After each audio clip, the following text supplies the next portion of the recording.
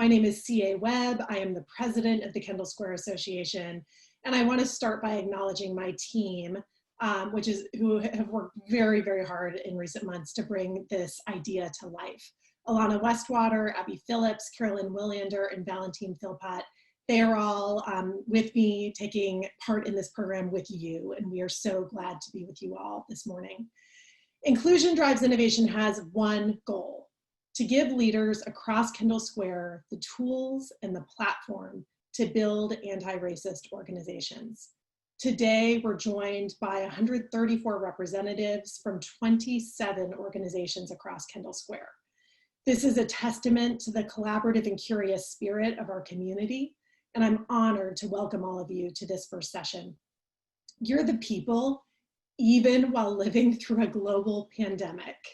I mean, I have to say that again. You are the people, even while living through a global pandemic, who are determined to drive deeply needed change in our companies and in our community. Thank you for being here. This program was designed by the Kendall community for the Kendall community, and I want to thank these 12 host committee organizations that worked with us throughout the summer. They provided seed capital to get this program off the ground, and they provided advice and guidance as we shaped this program to be something that I hope you will find deeply informative, meaningful, and help you drive the change you're looking to drive in your organizations. Over the next 12 weeks, we are going to go on a learning journey. We're going to understand our identities and how this has shaped our experiences in the world. We're going to look at policies, both formal and informal, within our organizations through an anti-racist lens. And finally, we're going to come together to look at ways that we can change, adapt, and create new policies that will help each of us reach our internal goals. Throughout this journey, we will be accompanied by a group of peers. We've created these groups that will meet every other week in between our general sessions like today. And we think this is one of the most special elements of this program.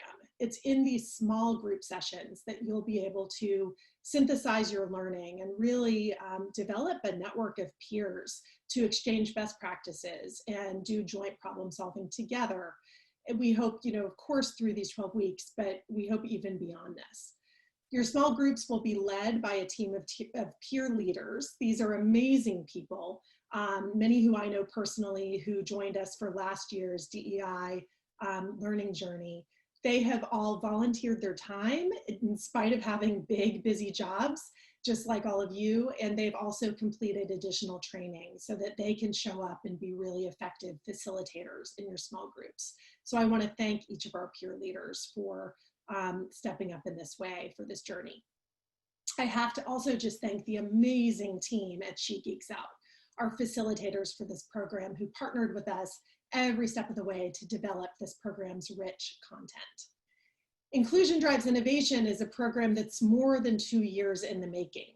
I'd like to share with you just a little bit about KSA's DEI journey so you understand some context on how we all arrived here today. In 2018, our organization and our board of 27 senior leaders across Kendall Square defined diversity, equity, and inclusion as an imperative for Kendall Square to maintain its dominance as an epicenter of global innovation. We started this journey driven by curiosity, and one of our first invitations to engage in deeper learning was to the Pulitzer-nominated team at the Boston Globe, who wrote the 7-part series I know many of you have read on race in Boston. From that experience, we went out and we hosted 20 small group discussions across Kendall Square, where we sought to understand how people who worked in Kendall experienced racism at work, on the sidewalks, in their lives. From there, we launched our diversity, equity, and inclusion learning community, where 17 leaders gathered every single month for several hours to embark on a learning journey together. From that experience, we learned several things, but 2 I want to highlight today. First, we have so much we can learn from one another. It's in Kendall's DNA to collaborate, and this community has stepped up to solve major problems many times before. And I mean, look at us today in this pandemic, doing it every single day. Addressing racism is another one of those opportunities. No one has gotten it right entirely, but many of our organizations have found pieces of solutions that are beginning to really work. And those ideas should be shared. We need to cross-pollinate more. We need to exchange ideas. And that's why we created Inclusion Drives Innovation. Second, we grounded our focus in racial inequity. We learned that racism is the most intractable issue in American society.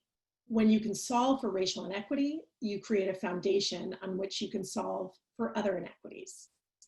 In 2020, COVID-19 and the disproportionate impacts of the disease across racial groups, as well as the civil unrest over police violence, has made this conversation more urgent than ever. This summer as a team, we read Ibram Kendi's book, one I know many of you have read, How to Be an Anti-Racist. His emphasis on changing policy really drove home what 2 years of learning had begun to illuminate for us.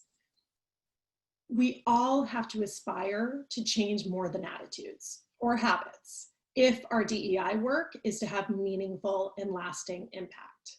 Real change comes from changing policies, written policies and unwritten policies that ultimately create inequities. We were particularly motivated by the question that Kendi asks at the end of his book. What if we approach solving racism in the same way that we approach curing cancer? For Kendall Square, that question just has deeper resonance than I think maybe any other place in the world. You know, here we are in this community that guided the first person to the moon, the community that mapped the human genome. So what if Kendall Square decided to approach solving racism as seriously and with as much urgency as so many of us show up every single day to cure cancer and other diseases? With that, I just want to thank all of you for joining us on this journey, for asking hard questions, for facing painful truths, for giving time, for really turning off your Slack, for turning off your email, for putting down your phone and engaging with this content and with your peers in a deep way. This program is an experiment and we are so excited to do it with you. Thank you.